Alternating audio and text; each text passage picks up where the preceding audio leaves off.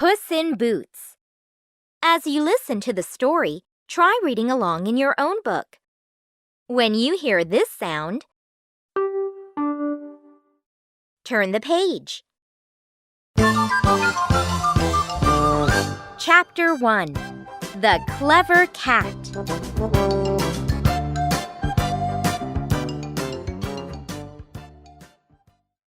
Once there was a poor miller who had 3 sons. When he died, he left them all he had in the world, his mill, his donkey, and his orange tabby cat. Before anyone could blink, the eldest son took the mill. Then the middle brother grabbed the donkey. Tom, the youngest, was left with the cat. This isn't fair. He wasn't impressed. You two can work together and earn a living. Tom grumbled. What can I do with Puss? Maybe I'll have to eat him. Help! I need a plan fast.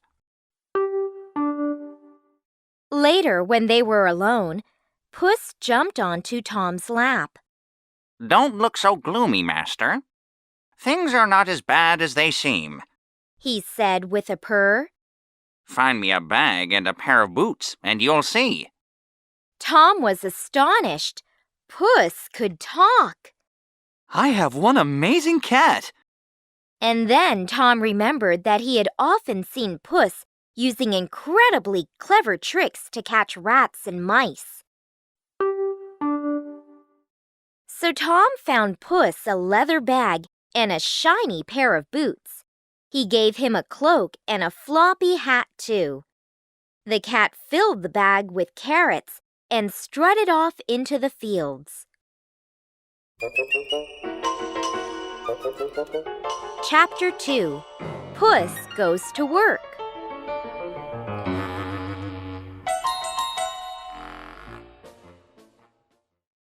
Puss headed for a field where he knew there were lots of rabbits. Opening the bag, he stretched out on the ground and pretended to be dead. Just as he expected, a foolish young rabbit came bouncing along and sniffed the carrots. As it poked its quivering nose into the bag, Puss pounced. Got you! Puss was delighted with his catch. He marched straight to the palace and asked to see the king. In front of the throne, Puss bowed low. Your Royal Highness, I have brought you a gift from my master, the Duke of Carabas. How amazing! A talking cat! How kind! Thank your master very much, replied the king. The next day, Puss went into the fields again. This time, he hid among some golden corn. He held his bag wide open, and 2 partridges flew straight in. Puss chuckled as he pulled the drawstring tight. Once more, Puss took his catch to the king. Take these for your master. Puss became a regular visitor to the palace.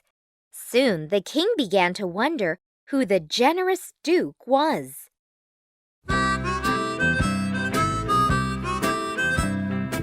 Chapter 3. Princess Arabella.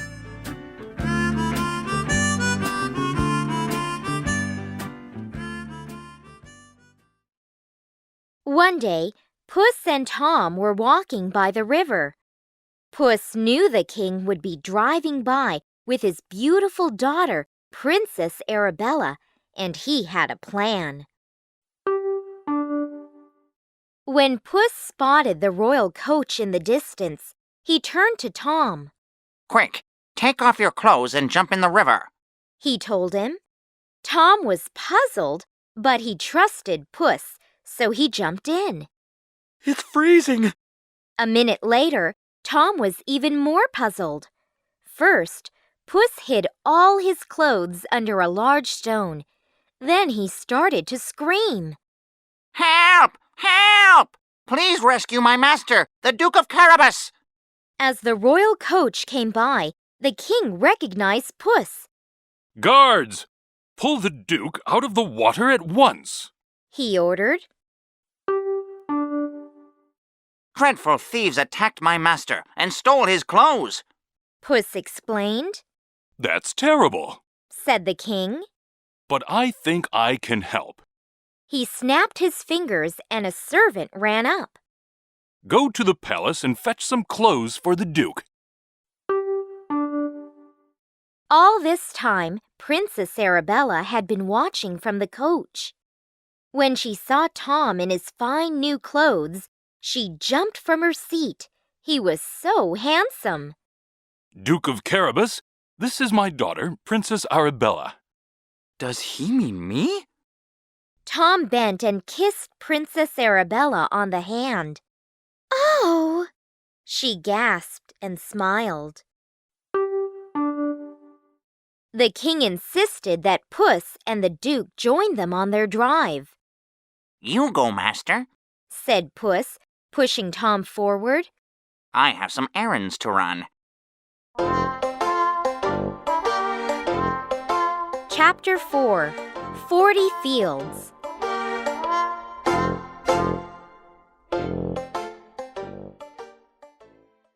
As the coach rumbled along, Puss raced ahead. He still had lots to do. Before long, he came to some men mowing a field. Puss clapped his paws. Listen to me. He shouted.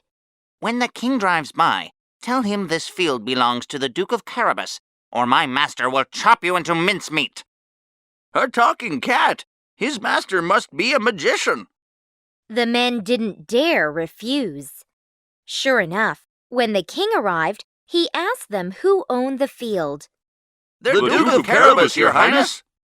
The men had been so frightened by Puss's threats, they all spoke together. Tom was astonished to hear them tell the king this was his land, but he decided to play along.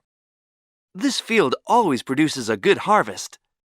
Puss ran ahead. In the next field he passed, some men were reaping grain. Tell the king this field belongs to the Duke of Carabas, He snarled. or my master will grind you into mincemeat. Horrified, the men agreed. When the royal coach arrived at the next field, the king got out. This field was twice as big as the one before.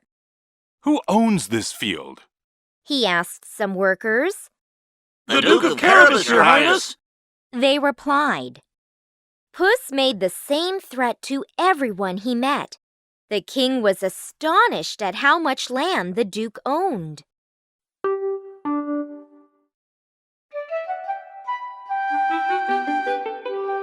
Chapter 5 Castle Ogre.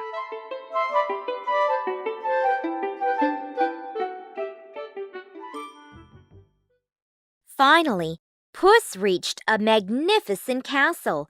It was owned by a fierce ogre, but that didn't stop Puss. This ogre happened to be one of the richest ogres in the country. All the land they had passed on the way was actually his. The ogre greeted Puss, licking his lips, and invited the cat inside. Puss smiled. He was about to try his biggest trick. I've heard, He said to the ogre. that you can change yourself into any creature you want. Could you really turn into an elephant or a lion? Well, see for yourself. It was true. In seconds, the ogre turned into a huge lion. Puss was terrified. After growling and roaring for a while, the ogre changed back to himself. That was the most frightening thing I've ever seen. Cried Puss. But I've also been told He went on. that you can change into a really small animal, such as a rat or a mouse. Well, of course. Said the ogre, rather boastfully. Isn't that impossible? Just watch. And he did. But as soon as Puss saw the tiny mouse scampering around, he leaped on him and gobbled him up.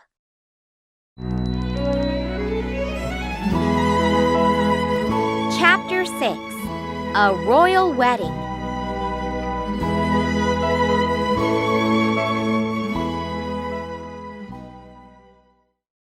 By this time, the royal coach had reached the ogre's castle. Let's visit, said the king, who wanted to see who owned such a grand home. Puss heard the coach clattering over the drawbridge and flung open the castle doors. Your Majesty, welcome to the castle of my master, the Duke of Carabas. You mean you own this splendid castle as well as all that land? The king asked Tom in amazement.